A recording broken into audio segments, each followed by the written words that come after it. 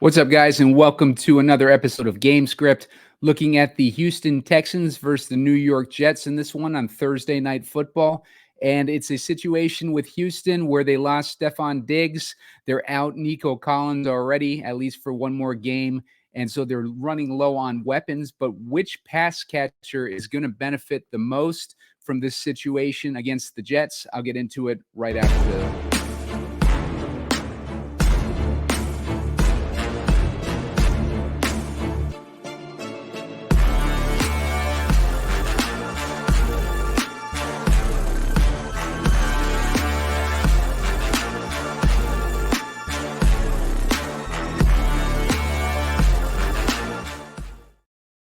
What's up, guys? Simon Edwards at Pumacom with Heat Seeker Sports, and you're watching Gamescript. Today's episode, we're going to be looking at Thursday Night Football. We got the New York Jets versus the Houston Texans. We got a 42.5-point total, and New York are 2.5-point favorites. Let me just confirm that to see. Yeah, they're playing in New York tonight, so the Jets get another one of these home game primetime spots. So we'll see what they're able to do with it tonight. Seems like we've been doing the Jets every week or every other week, and they've let us down for the most part, at least with the direction that I've been going with them. But I'm going to stick with them in this matchup tonight due to some of the injuries, and we can build lineups for accounting for both sides of this matchup. But make sure to hit the like button before I get into this analysis. I'm looking for 30 likes to put out a shorter video later on. I think I got a pretty good handle on the guys that I like the most in tonight's game. So still a little bit in the air on some of the Houston pass catching game, but I got an idea of who I think will benefit the most in that situation. And make sure to subscribe to the channel. I'm looking to get 1,100 subscribers. I'm at about, only need a few more to get there. So I want to get to 2,000 by the end of the NFL season. So the pace that I need for that, I probably need to get about 1,200 by Thanksgiving. So help me get to that 1,200 number. I'm about 100 shy of that. So I appreciate the help there. You're going to want to subscribe to the channel anyways to sign up for alerts for when these game scripts go up, or when the shorter videos go up anyways, because it could be an hour before lock when I put up the short videos, and the game scripts don't really have a set schedule for when I put them up. So you want the alerts for those. So let's dig into this analysis here. So like I mentioned, Steph Diggs is out. He is out for the season with a torn ACL. Unfortunately, he was having a pretty decent season. He was heading towards about 1,000 yards, 100 receivers reception season, which is pretty good considering how he played last year and the competition he has for targets in this Houston offense. But Steph Diggs done for the season. In addition, Nico Collins is still on IR. He's expected back next week, I believe. I was reading that he had he's on the speedier side of recovery when it comes to, his hamstring injury that he's recovering from. So we're still got another week without Nico Collins. That leaves the Texans super thin at wide receiver and just receivers in general against this tough Jets pass defense. The Jets have only been allowing, 13.2 DraftKings points a game to wideouts, 9.8 to slot receivers, and 13.6 to quarterbacks. They haven't really been too much more generous against the running back situation either, because they've only been allowing 20.2. You look at the Jets defense, it's all red for the other team. It's just a bad matchup all around. They've faced some, pretty weak opponents throughout the season. You can get an idea.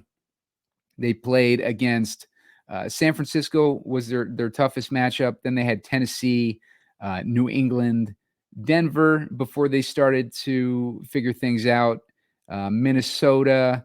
Sam Darnold was kind of falling apart at that point, but they faced Minnesota, Buffalo, Pittsburgh, and New England. So not not too weak of a schedule. They've placed off against Pittsburgh, which is they only have like 2 losses on the season. Buffalo's doing well. Minnesota started off hot. Denver's coming on lately, and San Francisco, at least at the first game of the season, was a pretty solid team, at least healthy team. So that's what we're dealing with the considering the Jets defense.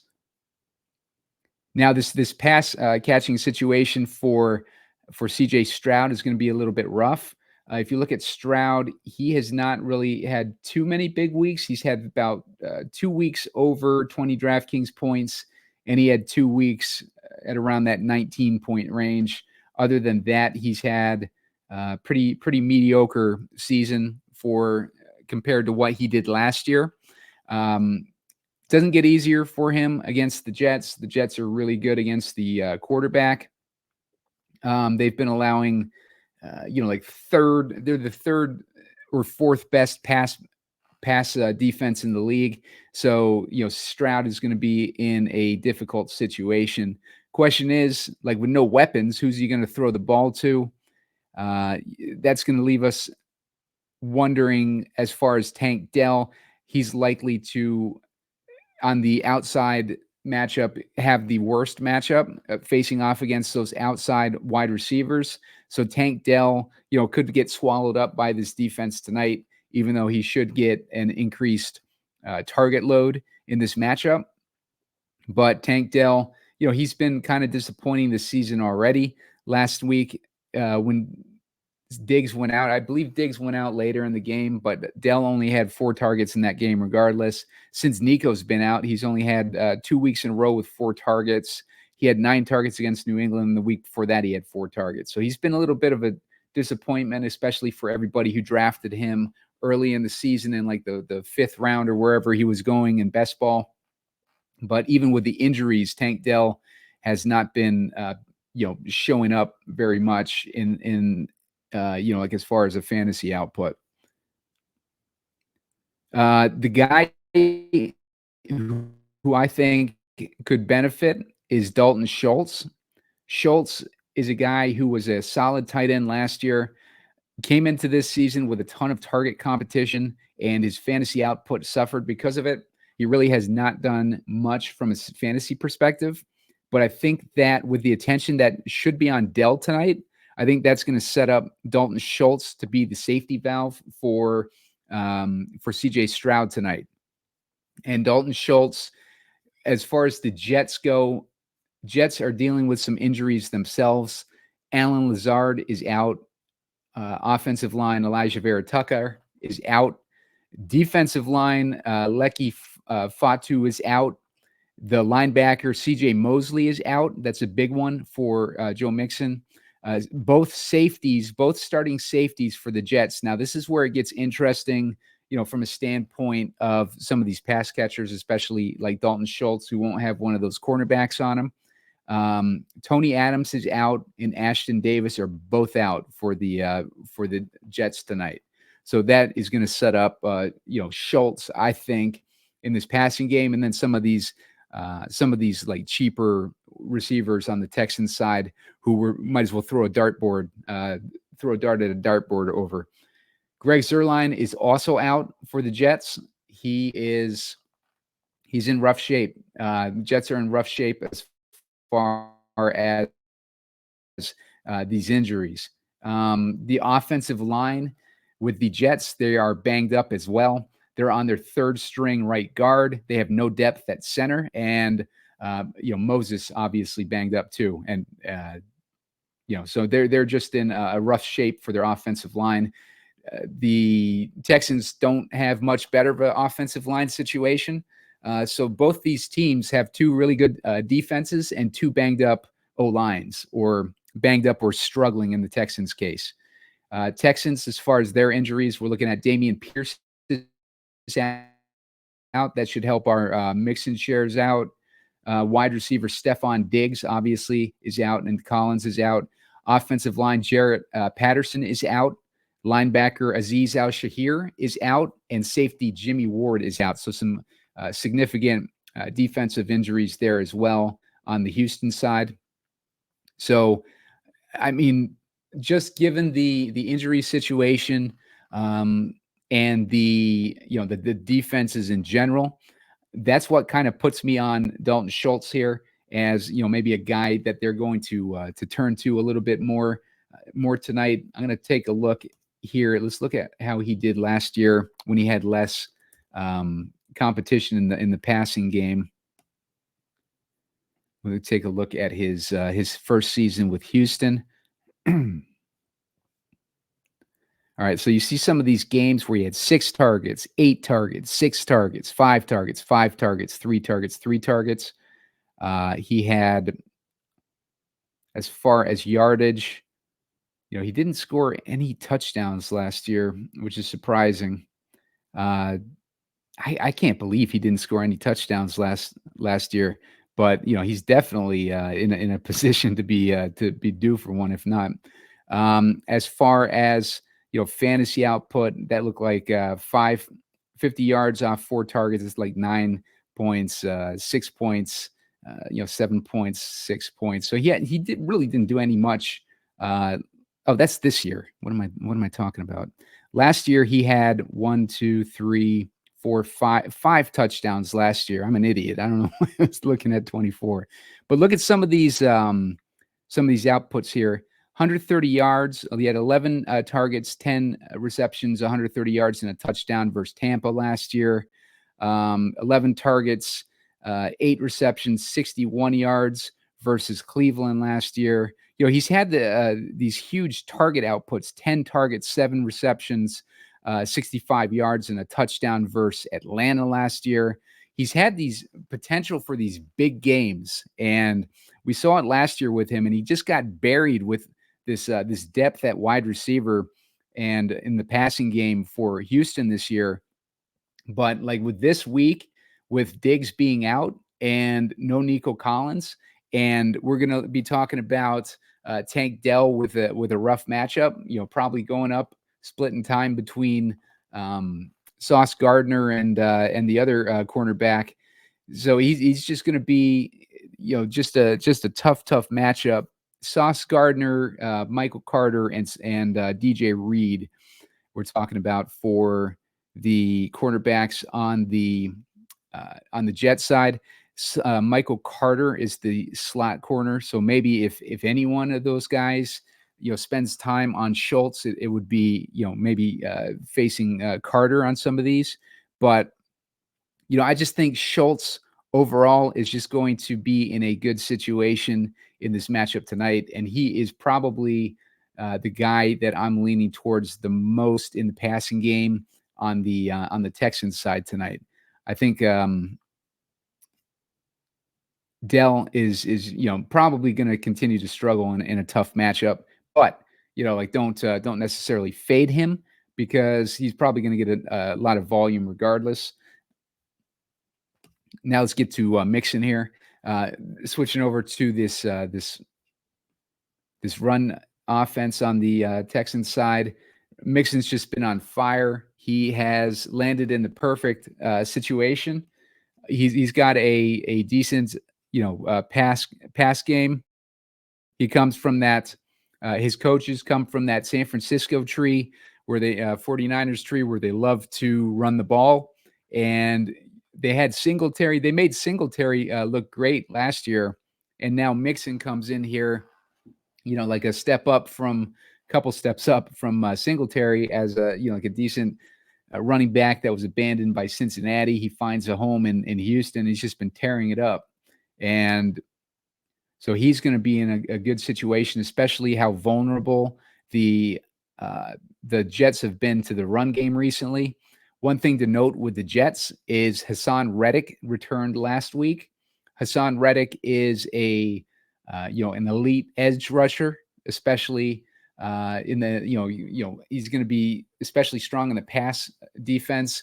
This is a dude that had about 50 sacks in the last 4 years, and he has already got a sack last week in his first game coming back from a holdout. He's missed all of the preseason. He missed the first half of the season. The Jets finally signed him last week and integrated him into the game last week, and he didn't really do much. And on top of that, Hassan Reddick has a chip on his shoulder. Bill Belichick's been talking a lot of smack against him, and Hassan Reddick has spoken out about that, and I think he's got a big chip on his shoulder. That's another strike in CJ Stroud's direction, and just the offensive line in general. And it's gonna impact this entire offense. But I think Joe Mixon might have like this be the least have the least concerns about that situation. Although he's the whole offense is going to suffer because of the strength of the defense tonight. Keep in mind the Jets defense. One of the things that they've struggled with, because I've broken down a lot of these Jets games so far this season because they seem to be on these showdowns all the time. The Jets were relying completely on their secondary because they had no pass rush. They had no pass rush because they got rid of all their pass rushers when they traded for Hassan Reddick. The problem is they didn't sign Hassan Reddick. They traded for him. He held out, and they were left with zero pass rush. And so everything that they've done this year has basically been with a lack of a pass rush or an elite option in the pass rush. And now you got Hassan Reddick on the team, and he is an elite pass rusher. So what they had hoped to be in the beginning of the season, what they dropped all their other good edge rushers for and their pass rushers for, they got back last week. And now he's in his second game. He'll have some of that rust knocked off. Supposedly, he's been keeping in, condition throughout the offseason and his holdout. But we see it with these players all the time, how they suck when they come back from a holdout. But we'll see how Hassan Reddick does. He got a sack already last week. But if that pass rush becomes elite against this struggling offensive line on the Houston side, it's going to make it very difficult for CJ Stroud in particular to, with a lack of weapons, to do much tonight. So keep that in mind if you're considering CJ Stroud in your lineups. Contrarian take on CJ Stroud would also be with him coming in probably around 5% ownership in the captain. CJ Stroud does have upside no matter what. So, a way to go, maybe they come out, just decide to attack. Maybe CJ Stroud would be a captain option in that situation, but you'd have to build your game script accordingly, and we'll figure out the guys that we want to stack him with. Davante Adams, probably my favorite guy on the Jets tonight. I don't know how well it's known, but Davante Adams has been, the primary slot receiver since he joined the Jets, at least last week, and that has pushed Garrett Wilson to the outside. So Garrett Wilson is going to have the tough matchups on the outside against Houston. Houston is only giving up, 19.4 DraftKings points a game to wideouts. They're giving up 13.8 DraftKings points a game to the slot, and that is where Davante Adams is going to be running a decent amount of his routes. He is basically the slot receiver. Allen Lazard is out on top of it, so less target competition there. Adams, I think, is going to have a big game here tonight against the Texans. I think a lot of people think Sauce is going to be on Adams, but Adams is going to be running a lot from the slot, and I think that Sauce is more likely to not Sauce, but the Stingley is going to be on Adams. I think Stingley is much more likely to be on Garrett Wilson. So keep that in mind when you're considering these matchups on the Jets side. Problem with Adams, he hasn't really done too much this year in general. Spent a lot of that obviously in Vegas, but the last couple weeks he has been on the Jets. He has not done much, but he's been getting the targets. He got 9 targets and 6 targets, and all it takes is one well-formed game plan to get Adams and Rodgers back on the same page. And according to Rodgers, he's been drinking a lot of water with cayenne pepper in it. So supposedly, he's felt better than he's felt in a long time. So we'll see how that pans out for Davante Adams tonight. Garrett Wilson is going to be in a rougher spot. He's been getting a ton of targets, obviously 22 targets versus Minnesota. Has not had a huge offensive output, but we've seen his upside, 32 points and 27 points. But I think that Garrett Wilson is going to have more of the face-off against Stingley. I think that he's just going to have a rougher matchup in general. I don't know if that's going to stop Rodgers from targeting him, but I would think that a bigger portion of the targets are going to go to Davante Adams. This feels like an Adams game tonight. So if Adams is able to, come alive on this offense, Aaron Rodgers, he's getting cheap. Let's look at his flex salary. Aaron Rodgers is at $9K for his flex salary, and he really hasn't been doing too bad. 17 DraftKings points, 15, 18, 14, like 21, 15. When we've used him in Showdown, he's showed up on the optimal lineups. So I think we can stick with Rodgers tonight. Like I said, the Texans are giving up 18 DraftKings points a game to the quarterback position, and that's a pretty good number for a quarterback matchup. So Aaron Rodgers, I think we can continue using him in this matchup. Although I look for the defense to step up even more on the Texans side. They're a really good defense. I would anticipate them stepping up even more, especially knowing how the offense has been weakened. And that's what you tend to notice that with a lot of these really good defenses will come alive when it comes time to cover for injuries on the offense or whatever. So I would not be surprised if the Houston defense has a decent night tonight too. Let's see. Schultz, I already talked about. I like Schultz a lot. Lazard out. Conklin, this is a tougher matchup against this Houston defense. I've liked Conklin the last few weeks, but I don't like him so much in this matchup. He's gotten touchdowns the last couple weeks. I think I will probably have a lessened exposure to Conklin tonight against this Texans defense. I tend to lean more towards Davante Adams and maybe Breece Hall. But yeah, Conklin is probably not going to have a ton of exposure there. Fairbairn has been a freaking stud. Look at all the double-digit weeks that he's had.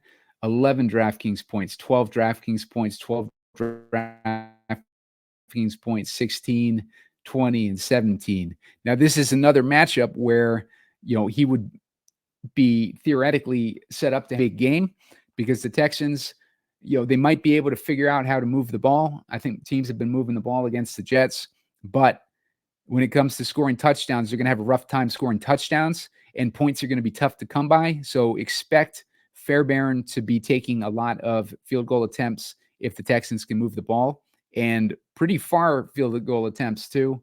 I would think that they're going to be,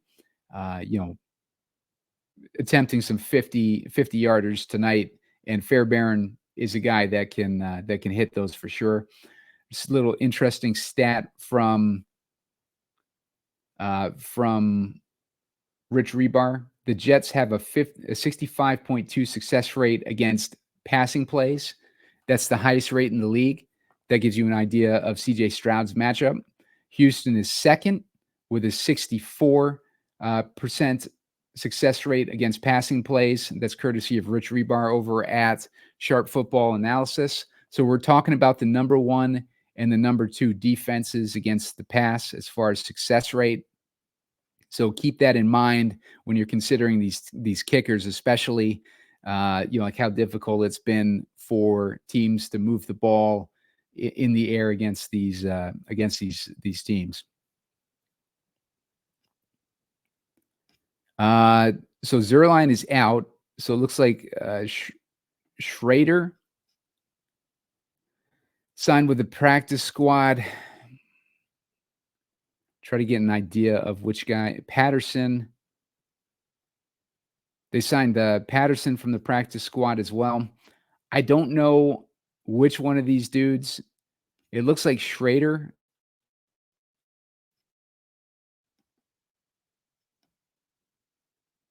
might be the kicker. He was their week 1 kicker.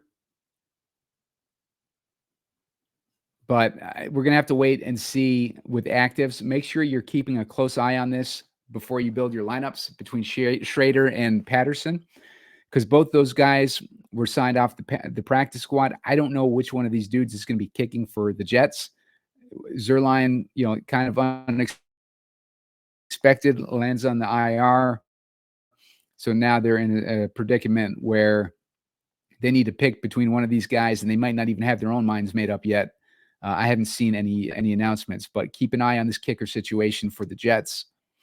Texans D is in play against Rodgers tonight. Texans D, really good defense. We've seen double-digit points multiple times from them. They are at 4,600, which is cheap relative to what we've seen recently. Braylon Allen, I think he's in play too.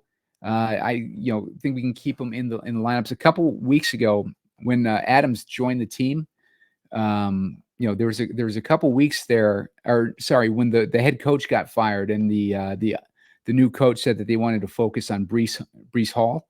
That took a lot of work away from Braylon Allen and put it on Breece Hall's plate.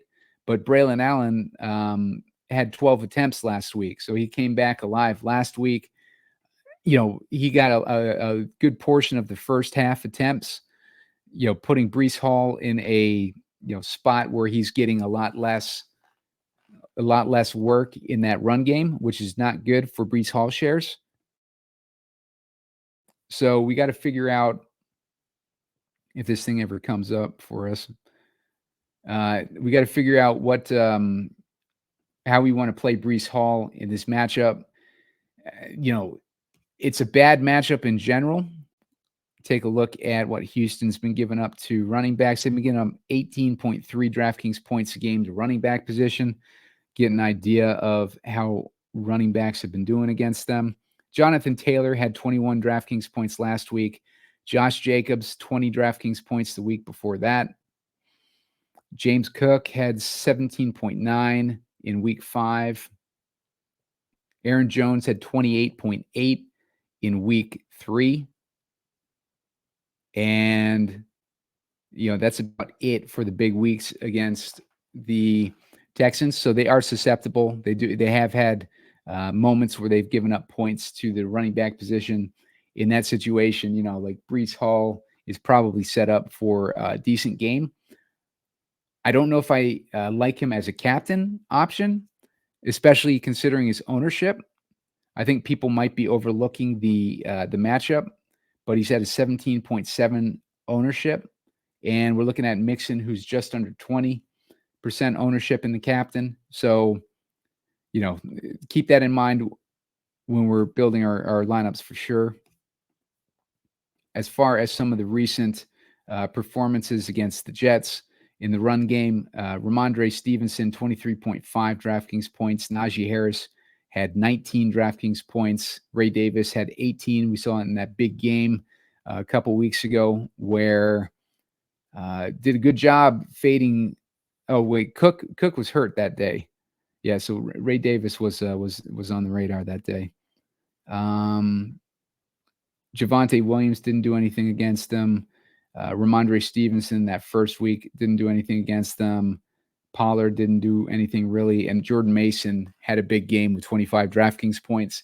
That was where we were putting him in the captain even before Christian McCaffrey was out, or at least putting him in the player pool even before Christian McCaffrey was out. When McCaffrey was out, that made him an auto play in the captain spot. So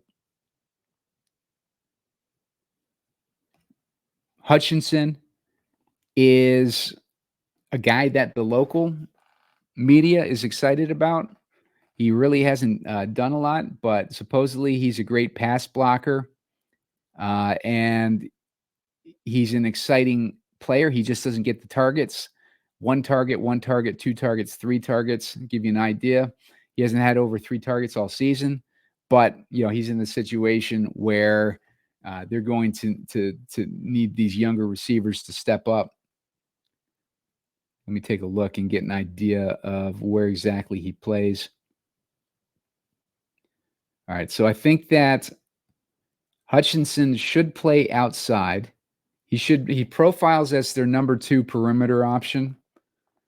Now Sauce doesn't shadow guys, so it depends on which side Hutchinson lines up on, how much he'll face Sauce Gardner to get an idea of where he lines up. Hutchinson is lining up 33% on the left and 28 on the right, and then 39 from the slot. But I think with the injury to Diggs had been taking a lot more outside work when Nico Collins went out. I think that's going to be moved to Xavier Hutchinson now. And I think the guys that are moving into the slot are going to be Robert Woods and John Mechie. So those guys are going to have, I think they're all going to have they're just all going to have bad matchups because Carter is back. We had been targeting the slot when Michael Carter was out against the Jets, but since he's back, that gives them another, solid cornerback. On top of that, they're going to have Hassan Reddick helping them out in the pass rush, so it's not going to be solely on the secondary to defend against the pass. Reddick, if he is playing well, that's just going to add so much more to this Jets defense that I don't think people are even aware of right now. So Hutchinson, if I was going with the best matchup, it might be the slot receivers, and I think that would make Mechie kind of a default best matchup. And it's not even a good matchup, but it's a default best matchup because he's playing in the slot, $2,800 for his price tag. He's playing in the slot. He got 4 targets last week, and while none of these matchups are good for the Texans, the slot might be the best of the bunch. So Mechie might be an interesting play tonight at 2,800. Hutchinson and Tank Dell were basically just hoping for a broken coverage or for them to beat their guys one-on-one. Tank Dell is pretty good against man coverage. Take a look here. He has a 22% target share against man coverage, and that equates to about a half a point per route run against man coverage. According to PFF, Tank Dell going to be taking on the role of Houston's top wide receiver. The timing is good as Dell has been much more successful against man coverage than zone this season, ranking 19th in PFF receiving grade against man coverage. So, pretty good numbers there for Tank Dell, but, you got to consider the matchup. Sauce Gardner and DJ Reed is a tough matchup, but, maybe Tank Dell can do something against them in the matchup. I know that the teams played each other last year. The only problem is CJ Stroud went out in that game, and I don't know if Tank Dell had been he was hurt for a lot of last season. So let's see if he even played that game. Yeah, I don't think Tank Dell was even active for the game against the Jets last year. So Tank Dell, yeah, we don't have any historic reference for Tank Dell versus defense. So I think the guys that I would probably want the most exposure to are John Mechie and Dalton Schultz. Robert Woods could pop off as one of those like random veteran guys that gets a bunch of targets. He's going to be running in the slot too. But I would tend, like, Mechie was a second-round pick a couple years ago. He had cancer, and he missed the season, like his rookie season. And then he came back last year, and he really hasn't done a whole lot. But the dude's recovering from freaking cancer. And, Robert Woods has just been, like, he's just been a dust ball, like, since he joined the Texans. And even before that, I would anticipate Mechie to have the best opportunity for a breakout game. I don't know if he's going to be able to capitalize on it, but I think Mechie is probably the best option for these wide receivers tonight on the Texans. The good thing about that is he's only $2,800. Jets D, I like the Jets D a lot. $3,400 is dirt cheap considering the situation with the weak offensive line, the return of Hassan Reddick. It's just going to strengthen the secondary, and they are missing a bunch of weapons in the second, like in their wide receiver core. And it's just a situation that favors the Jets, and at 3,400, like, that's a great price for that defense. It almost makes them, I won't call them a lock, but like, they're playing at home against a banged up Houston team. Like, they're in a really good spot tonight. Ogunbowale has slowed down in his targets. He doesn't get a lot of targets or opportunity in general when Mixon's in the game. So it's, he's a good pass catcher, but I don't see him doing much. If you look back in week 5, he had 7 targets. He had 4 targets a week before that. But when Mixon's in there, Mixon's a workhorse. So I don't know how much Dari is going to be used, but he's only $2K. So maybe you got to keep in your player pool. I know Evan Silva likes Cade Stover. I like Dalton Schultz better, but I don't think it'll hurt to have a little bit of exposure to this guy. He was really good in college. He's only $1,600, and the weekend, pass catching core on those Texans make him interesting. Gibson is interesting with the lack of Allen Lazard. He got 1 target for a touchdown last week. Other than that, he hasn't done too much. So maybe not as interesting as some of these other guys down here. Ruckert had been getting some targets recently. He's had a couple weeks with 3 targets. It stands out because he had those 3 targets in that Buffalo game. I think that was a game where we were all on Conklin, and Ruckert kept sneaking in those catches. Other than that, I don't really see too much else that's going to be interesting in this game. So let's go ahead and build this lineup. Captain options, I'm going to lean with Davante Adams here. I think we're getting a discounted ownership. This is the classic, DFS situation where we're getting a discounted ownership on a guy who has elite upside, but he really has not done anything this season. And like I was mentioning, the weakness on the Texans defense is against the slot, and Davante Adams is the guy who's running the most routes from the slot. So let's just kind of use that to point in the direction of Adams as our captain option. And I see his ownership is sub 10%. So he's still like a decent ownership. It's a little higher than I'd like, but I'll take sub 10% on Davante Adams. If you told us this like last year or the year before, we would have taken that discount in a heartbeat. Let's put Mixon in there, because I think that Mixon, is going to be one of the key components of the Texans' offense this week. I'm going to go ahead and put Schultz in there.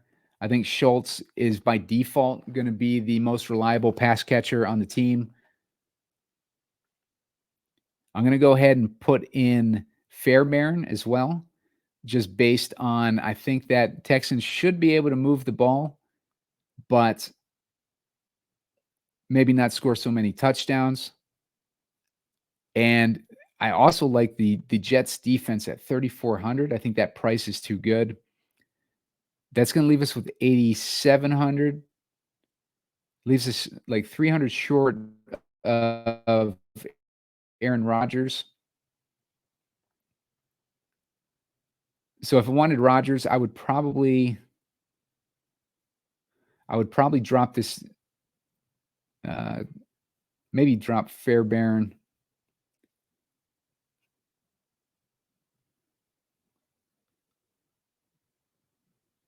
And let's put in Rodgers. All right, so we got Rodgers to Adams. We got the Jets D. We got 4,900 left. This might be, like a situation where we put in one of these kickers or the Texans D, or maybe even Braylon Allen. Or you could go with one of these pass catchers where we got like Hutchinson. I mentioned that I like Mechie the best out of that. That'll leave some money on the table, get us even more different than the field, who are going to be starting those Devontae Adams lineups. If we wanted to,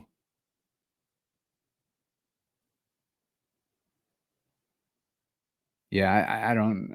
That Jets defense at 3,400. That's just too good of a price in this matchup, considering the situation. I like Fairbairn a lot. The problem with Fairbairn is when we put him in, it leaves us at 8,700, and that's like just such a dead spot. So your next guy is Conklin, and then you got like these kickers on the Jet side, and then you got the defenses, and everything's just super cheap. So you're talking about leaving a boatload of money on the table, which, low scoring game. This is probably going to be a low scoring game. So I think it makes sense. If we wanted to put in Breece instead of Mixon, though, we can get Rodgers in that way. But that's, if we think that Breece is going to outscore Mixon, which is definitely a possibility, it's a little bit tougher of a matchup. But, that might be a way to go, like as far as, getting that Jets favorite like lineup in there.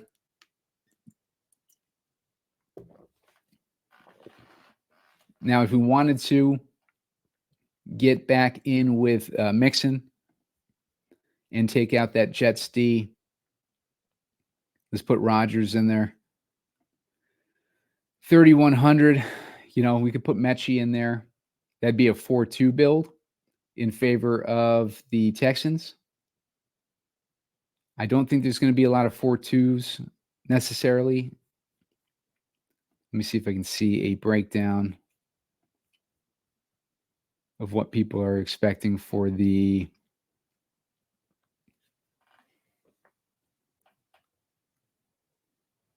all right, so breakdown, we're looking at 4-2 Texans is about 21% versus 29% 4-2 Jets. So I don't hate it, like in that situation, like it's not bad. It gets Mechie, who I like.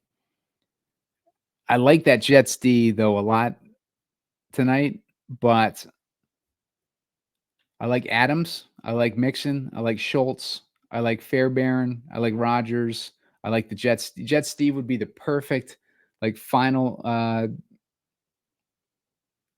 edition here, but we just can't get to them. We're 300 short. So let's clear this out.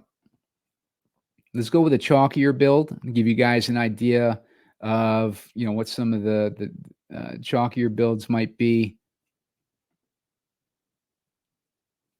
All right, so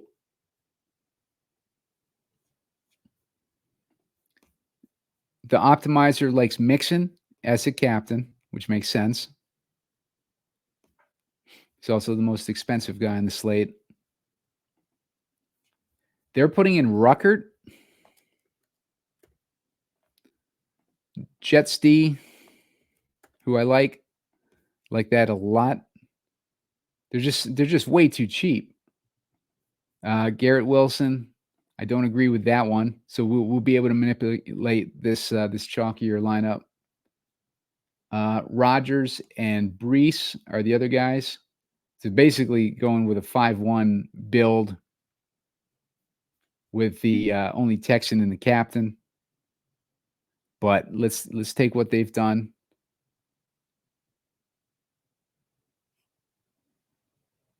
All right. So they're going 5-1 in this direction. This is how I would change this lineup. I'd take Wilson out and I'd put Adams in. I would take Ruckert out and put Stover in. It's going to leave me 700 short.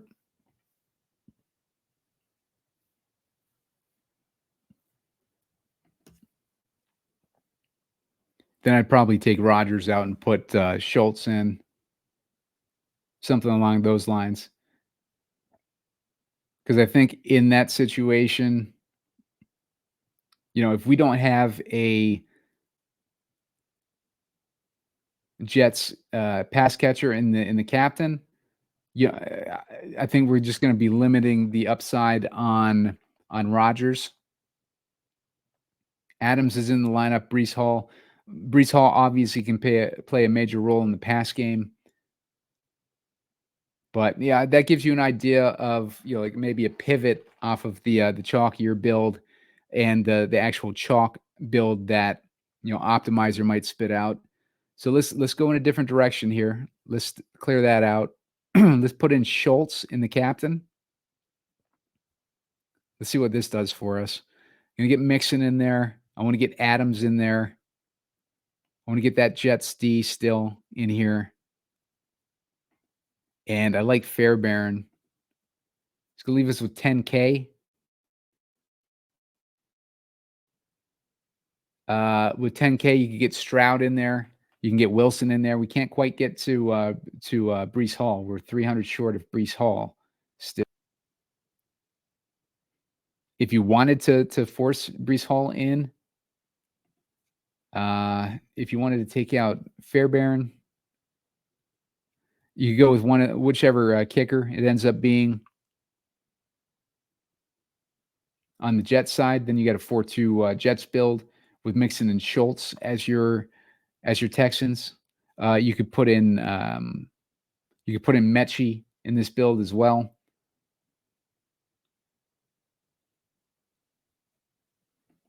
Let's put in Mechie. That gives us 2,100 left over.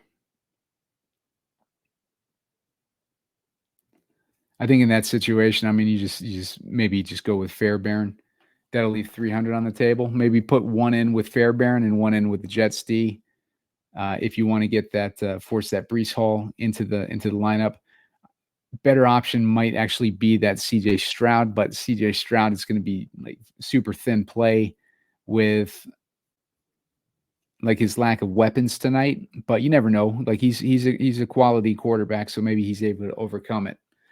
But that gives you an idea. Still, a little bit murky as far as direction with some of the way that some of this pricing is shaking out. But make sure to subscribe to the channel. Get me to that 1,200 subscriber mark, and you want to subscribe anyways to get the alert when the short video comes out. I'll have more thinking on this game and maybe a direction, but make sure to hit the like button too. I'm looking for 30 to trigger that shorter video. And then, obviously subscribe and sign up for the alerts to get the alert when that short video comes out. Other than that, good luck, guys, and I'll see you a little later.